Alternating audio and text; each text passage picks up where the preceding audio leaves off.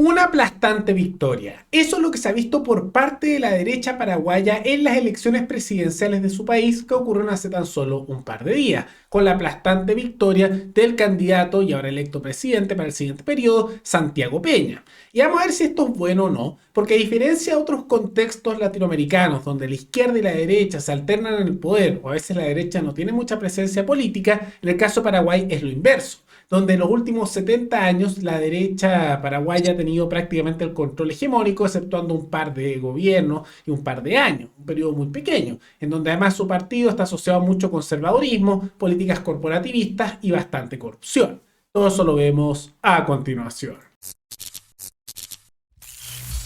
Santiago Peña es el nombre del nuevo presidente electo de Paraguay. Y hay que tomar en cuenta antes que hacer un contexto para entender a aquellos que no están en Paraguay cómo es la situación política. Él es parte del Partido Colorado, de la derecha y de sectores conservadores paraguayos, y él fue ministro en el gobierno anterior asociado a temas económicos. Ahora, hay que tomar en cuenta que en Paraguay, para hacer un contexto, antes que veamos los detalles de las propuestas de él y su opositor, hay una cierta hegemonía en ciertos elementos. El Partido Colorado, que es la derecha de ese país, ha tenido una hegemonía de poder político y control directo de la política paraguaya en los últimos 70 años. La realidad es que han tenido prácticamente el control completo de ese país a nivel de las presidencias, gobierno y todas las situaciones políticas, exceptuando entre el año 2008 y 2013, donde gobernó la centroizquierda.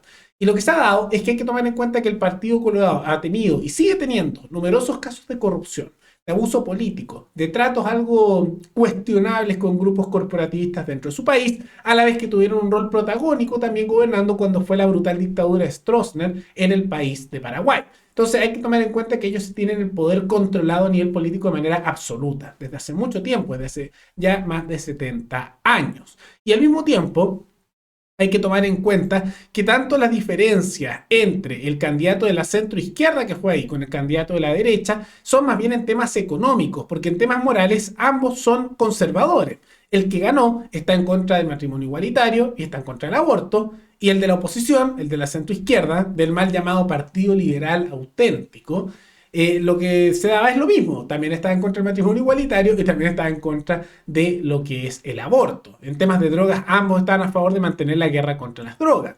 Y el que se había dado un poco de volteretas era el ex ministro de Hacienda y ahora candidato presidencial que ganó la presidencia, Santiago Peña, de la derecha paraguaya, que dijo que estaba a favor del matrimonio igualitario hace tan solo unos 6 años, pero a medida que se hizo candidato presidencial, eso lo abandonó. Y vamos a ver que más allá de ese contexto que es necesario para entender la situación, las políticas de este nuevo ministro de Hacienda electo presidente son bastante, podríamos decir, similares al elemento de las volteretas y tiene ciertas similitudes con lo que sería tal vez Macri y Piñera en Chile, Macri en Argentina, pero con una vertiente moral más conservadora. Ahora, ¿qué es lo que proponía justamente este candidato que ganó? Santiago Peña.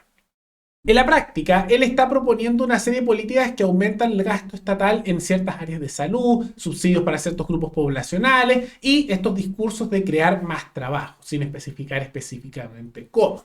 Y tomando en cuenta eso, a nivel económico él ha hablado de que no va a subir los impuestos, no se habla específicamente de bajarlos, pero como habrán notado con cierta voltereta en temas morales asociados al matrimonio igualitario, estas volteretas se observan también en áreas económicas, porque el año 2016, no hace mucho tiempo, él decía lo siguiente: si queremos un régimen tributario equitativo, aquellos que tienen mayores ingresos tienen que pagar más impuestos. Y ahora dice lo contrario. Volteretas, ¿no? En este caso me parecen ser volteretas más hacia sectores conservadores en lo moral y económicamente socioliberales tal vez, porque no está hablando de subir impuestos ahora, sino de no subirlos, pero tampoco se habla de bajarlos, siendo que antes él apoyaba el matrimonio igualitario, tal como vemos en la noticia que estaba presente aquí, y después se dio la voltereta y ahora dice que no va a subir impuestos, siendo que antes quería subirlos. Ahora, ¿cuál es la verdad? No lo sabemos, pero tiene ciertas características de hacer bastantes volteretas a nivel político. Y al mismo tiempo de que no quiere subir impuestos, pero tampoco bajarlo, diciendo lo que dice ahora, porque se ha dado voltereta en ese ámbito, va de la mano políticas morales bastante conservadoras, mano dura en materia de seguridad, que si lo cumple o no es otro tema, mantener el status quo a nivel económico, donde hay numerosos casos de corrupción de su partido político y vínculo con empresas corporativistas que tienen bastantes vínculos con el Partido Colorado y con el gobierno paraguayo, igual que pasa en otros países donde hay corrupción asociada a esto, y por lo mismo, y no hay que dejar de lado, aumentar el gasto total en materia de salud, de educación y distintas áreas, tal como lo han prometido gobiernos como el de Piñera, Macri, etc. También es muy similar, si lo pensamos así, a lo que es tal vez Rafael López Aliaga en Perú. Muy conservador, que dice de repente algo sobre los impuestos, pero bastante estatista también. Eso es lo que se observa.